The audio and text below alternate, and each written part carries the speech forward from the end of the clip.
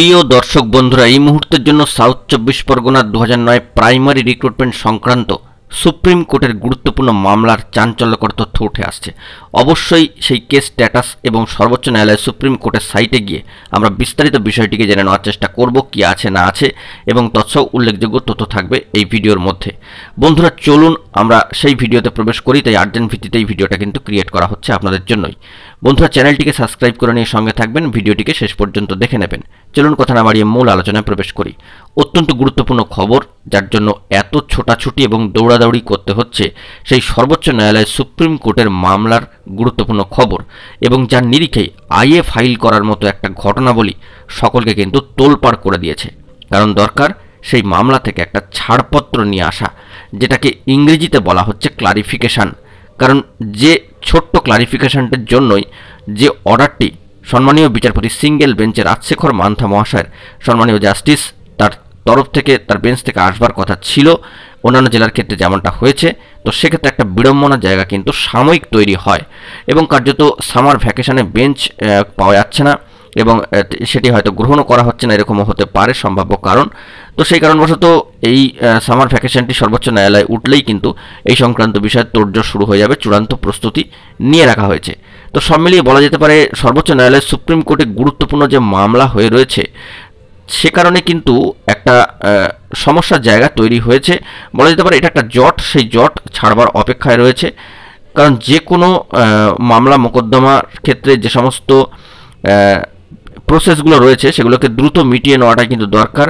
কারণ সাউথ 24 পরগনা 2009-এর ক্ষেত্রে যদি কোনো নিষ্পত্তিতে কোনো মামলা মোকদ্দমার জট থেকে যায়, তবে পরবর্তী ক্ষেত্রে সেখানে কিন্তু সমস্যার জায়গা তৈরি হয়, যা পূর্বেও কিন্তু আমরা লক্ষ্য করেছি। সেক্ষেত্রে ট্রেন্ডের অগ্রাধিকার চেয়ে যে গুরুত্বপূর্ণ মামলা, তাও কিন্তু সর্বোচ্চ ন্যায়ালয় সুপ্রিম কোর্টে রয়েছে। আমরা চলে যাই সর্বোচ্চ ন্যায়ালয় সুপ্রিম কোর্টের সাইটে এবং সেখান থেকে বিষয়টিকে লক্ষ্য করি।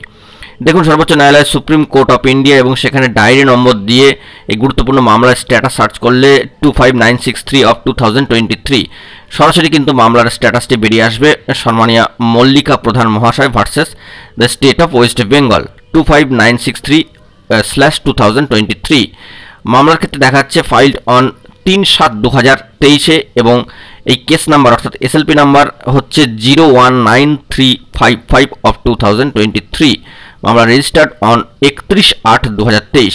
তো সেক্ষেত্রে সব থেকে তাৎপর্যপূর্ণ এই মামলার বিষয় হচ্ছে যে প্রেজেন্ট সিচুয়েশনে দাঁড়িয়ে যে এই মামলার ক্ষেত্রে টেন্টেটিভ কম্পিউটার জেনারেটেড যে স্ট্যাটাস দেখাচ্ছে, সেখানে 8/7/2024 কিন্তু ডেডলাইন দেখাচ্ছে নেক্সট হিয়ারিংয়ে। দেখুন, সরাসরি দেখতে পাচ্ছেন যে tentatively case may be listed on, likely to be listed on, এটা কম্পিউটার জেনারেটেড। আমরা জানি সর্বোচ্চ ন্যায়ালয় সুপ্রিম কোর্টে কিন্তু কম্পিউটার জেনারেটেড ডেট আসে এই মামলাগুলির হিয়ারিংয়ের ক্ষেত্রে, যে 8/7/2024 একটা ডেডলাইন কিন্তু চলে এসেছে। অর্থাৎ জুলাই মাসে কোর্ট খোলার সাথে সাথে 8 তারিখ এই গুরুত্বপূর্ণ মামলার কিন্তু একটা হিয়ারিংয়ের ডেট পড়ে রয়েছে, টেন্টেটিভলি বলা হচ্ছে। তো সেক্ষেত্রে আমরা যদি রেসপন্ডেন্টের তালিকাটা দেখি, সেটা কিন্তু একটা দীর্ঘায়িত তালিকা। এখানে কম করে 50 জনের বেশি, অর্থাৎ প্রায় 55 জনের কাছাকাছি কিন্তু রেসপন্ডেন্ট রয়েছে।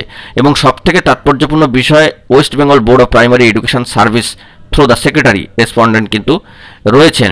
পাশাপাশি রয়েছে NCT, national council for teachers education কিন্তু রয়েছে। এবং সবথেকে তাৎপর্যপূর্ণ 5 ও 6 নম্বর পয়েন্ট আপনারা লক্ষ্য করবেন যে district primary school council south 24 PGS service through the chairman district primary school council south 24 Parganas service through the chairman. এবং রয়েছেন জহর মল্লিক সহ রাজু পারুয়া এবং সুকুমার শীত সহ সুকান্ত হালদার, সুখদেব হালদাররা। এইভাবে কিন্তু নামের লিস্ট যদি আমরা স্ক্রোল ডাউন করি, আমরা দেখতে পাবো যে একাধিক ব্যক্তি কিন্তু রেসপন্ডেন্টসের তালিকায় কিন্তু রয়েছেন। তো স্ক্রোল ডাউন করে আমরা যদি নিচের দিকে আসতে থাকি, তবে কিন্তু দেখবো আরও নাম, যেমন সুব্রত গায়েন, প্রণয় গোলে ইত্যাদি ইত্যাদি কিন্তু রয়েছে। তো যাই হোক, এভাবে কিন্তু 55 জনের তালিকা রয়েছে। সবশেষে রয়েছেন ধীরাজ মণ্ডল। পিটিশনারদের তরফ থেকে সম্মানীয় অ্যাডভোকেট রয়েছেন RK চৌরাসিয়া মহাশয়। সম্মানীয় জাস্টিস পিটিশনারদের তরফ থেকে অ্যাডভোকেট মহাশয় রয়েছেন এবং রেসপন্ডেন্টের তরফ থেকেও কিন্তু অ্যাডভোকেট মহাশয়রা রয়েছেন। কুণাল চ্যাটার্জি মহাশয় কিন্তু রয়েছেন, সম্মানীয় কুণাল চ্যাটার্জি মহাশয় রয়েছেন, সৌম্য দত্ত মহাশয়। তো গুরুত্বপূর্ণভাবে এই মামলার যে স্ট্যাটাস বর্তমানে দেখাচ্ছে 8/7/2024। তো বন্ধুরা, এই মামলার ক্ষেত্রে কিন্তু ক্লারিফিকেশনটি প্রয়োজন, অর্থাৎ একটা ছাড়পত্র সেটা আনার পর মহামান্য কলকাতা হাইকোর্টের সিঙ্গেল বেঞ্চে সেটি পেশ করতে হবে। পাশাপাশি সিঙ্গেল বেঞ্চে থাকা সাউথ 24 পরগনা 2009 গুরুত্বপূর্ণ মামলা মেনশনেরও কিন্তু একটা প্রসঙ্গ উঠবে। তো সেই দিক থেকে দেখতে গেলে সম্মানীয় দেবাশিস বিশ্বাস এবং তার সহযোগী সংগ্রামী যোদ্ধারা কিন্তু সর্বোচ্চ ন্যায়ালয় সুপ্রিম কোর্টে ইতিমধ্যে আইএ ফাইল করেছেন, অর্থাৎ আইএ দাখিল করেছেন, এবং সেই মামলা সম্ভবত সামার ভ্যাকেশনে বেঞ্চ না পাওয়ার কারণেই হোক বা গ্রহণ না করার কারণেই হোক, এই বিষয়ে কিন্তু সামার ভ্যাকেশন মিটলেই গুরুত্বপূর্ণ তথ্যাদি বেরিয়ে আসবে এমনটা মনে করা হচ্ছে। তো এই মামলার সম্পূর্ণ ক্লোজড হবে, ডিসমিস হবে বা ডিসপোজ হবে, নাকি শুধুমাত্র ক্লারিফিকেশান নিয়েই চলে আসা হবে, সেটাই এখন দেখা দরকার। এবং দরকার এটাই যে মামলাটির নিষ্পত্তি, কারণ সর্বোচ্চ ন্যায়ালয় সুপ্রিম কোর্টের তরফ থেকে ক্লারিফিকেশান আনার পাশাপাশি এই মামলার কিন্তু নিষ্পত্তির প্রয়োজন। তো দেখা যাক কী হয় না হয়, সেই বিষয়ে আমরা খোঁজখবর রাখবার চেষ্টা করছি। সম্মানীয় দেবাশিস বিশ্বাসও কিন্তু এই বিষয়ে অত্যন্ত তৎপর। তো ইতিমধ্যেই সর্বোচ্চ ন্যায়ালয় সুপ্রিম কোর্টে যাওয়ার একটা তোড়জোড় চলছিল, তো সেই কাজ অনেকটা এগিয়েছে এবং এর পূর্বেও কিন্তু তারা ক্লারিফিকেশান দাখিল করতে গিয়েছেন। তো সব দিক থেকে লক্ষ্য করতে গেলে এই মামলার গুরুত্ব যেরকম রয়েছে, তেমনি এই মামলার নিষ্পত্তিও কিন্তু প্রয়োজন। কারণ সাউথ 24 2009 প্রাইমারি রিক্রুটমেন্ট প্রসেস নানাভাবে কিন্তু আইনি জটলায় এতদিন ধরে চলেছে। তো সেই জটলাগুলো বা জটগুলো মুক্তির ঘটিয়ে নিয়োগ কিন্তু দরকার। তো সেক্ষেত্রে দেখা দরকার যে এখন কোন দিকে পরিস্থিতি গড়াচ্ছে। কোর্ট খুললে গুরুত্বপূর্ণ তথ্যাদি কি উঠে আসে সেদিকে আমরা লক্ষ্য রাখবো, এবং টেন্টেটিভ যে শিডিউলটি দেওয়া রয়েছে 8/7/2024 সেদিকে আমরা লক্ষ্য রাখবো। এখন এই পর্যন্তই, ধন্যবাদ।